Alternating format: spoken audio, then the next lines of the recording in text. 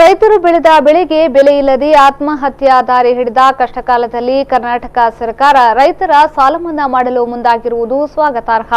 ಸಾಲ ಮನ್ನಾವನ್ನ ಅನರ್ಹರು ದುರುಪಯೋಗ ಮಾಡಬಾರದೆಂಬ ಕಾರಣದಿಂದ ಮಾಡಿದ ಷರತ್ತಲ್ಲಿ ಜನಪ್ರತಿನಿಧಿಗಳನ್ನ ಸೇರಿಸುವುದು ಅವೈಜ್ಞಾನಿಕವಾದುದು ಎಂದು ಗ್ರಾಮ ಪಂಚಾಯತ್ ಪ್ರತಿನಿಧಿಗಳ ಒಕ್ಕೂಟದ ಜಿಲ್ಲಾಧ್ಯಕ್ಷ ಸುಭಾಷ್ ಚಂದ್ರ ಶೆಟ್ಟಿ ಕುಳಾಲು ಆಗ್ರಹಿಸಿದರು. ಅವರು ವಿಟ್ಲ ಪ್ರೆಸ್ ಕ್ಲಬ್ನಲ್ಲಿ ಕರೆದ ಸುದ್ದಿಗೋಷ್ಠಿಯಲ್ಲಿ ಮಾತನಾಡಿ, ಚುನಾಯಿತ ಜನಪ್ರತಿನಿಧಿಗಳ ಪೈಕಿ ಸ್ಥಳೀಯ ಸಂಸ್ಥೆಗಳಾದ ಜಿಲ್ಲಾ ಪಂಚಾಯತ್, ತಾಲೂಕು ಪಂಚಾಯತ್, ಗ್ರಾಮ ಪಂಚಾಯತ್ಗಳು ಸೇರ್ಪಡೆಯಾಗುತ್ತವೆ. ಶಾಸಕರಿಗೆ ಹಾಗೂ ಸಂಸದರಿಗೆ ವೇತನ ವ್ಯವಸ್ಥೆ ಇದ್ದು ಭತ್ಯೆಗಳು ಪ್ರತ್ಯೇಕವಾಗಿ ನೀಡಲಾಗುತ್ತದೆ. ಆದರೆ ಸ್ಥಳೀಯ ಸಂಸ್ಥೆಯ ಪ್ರತಿನಿಧಿಗಳು ಕನಿಷ್ಠ ಗೌರವಧನವನ್ನು ಪಡೆದು ಗ್ರಾಮೀಣ ಪ್ರದೇಶದಲ್ಲಿ ಓಡಾಡಿಕೊಂಡು ಜನ ಸೇವೆಯನ್ನ ನಡೆಸುತ್ತಿದ್ದಾರೆ.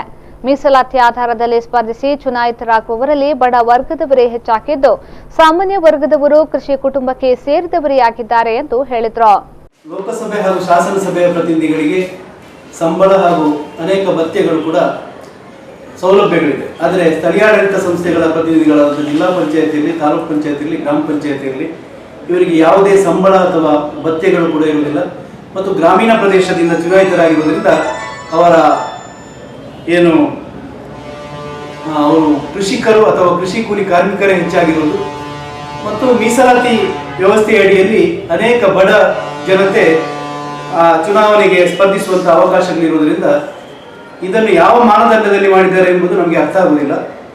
ನಮ್ಮ ಒಂದು ಬೇಡಿಕೆ ಈ ಮೂಲಕ ಏನಂತ ಹೇಳಿದರೆ, ಚುನಾಯಿತ ಪ್ರತಿನಿಧಿಗಳನ್ನು ಬಿಡುವುದಕ್ಕೆ ನಮ್ಮ ಅಡ್ಡಿ ಇಲ್ಲ. ಆದರೆ ಅದಕ್ಕೆ ಷರತ್ತ ಇರಬೇಕಾದ್ದು, ಆದಾಯ ತೆರಿಗೆ ಯಾರು ಕಟ್ತಾ ಇದ್ದಾರೆ ಅವರಿಗೆ ಅವಕಾಶ ಬೇಡ, ಸರ್ಕಾರಿ ನೌಕರರಿಗೆ ಅವಕಾಶ ಬೇಡ, ಅಥವಾ ಕೃಷಿಕರಲ್ಲೇ ಆದಾಯ ತೆರಿಗೆ ಕಟ್ಟುವವರಿಗೆ ಅವಕಾಶ ಬೇಡ.